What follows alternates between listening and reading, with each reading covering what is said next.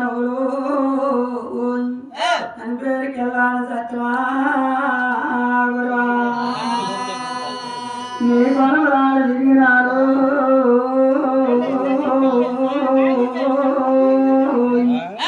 నీ బంధనం చేసినాను గురువా నా గురువ తర్వాత గురువా ఆయన కొలమ చెల్లాడు గురువా నాయో నాగా కొలమ చెల్లా నా మూలం పారు మా ఇంటి పేరుకి గారు మా కాయలు చూడవా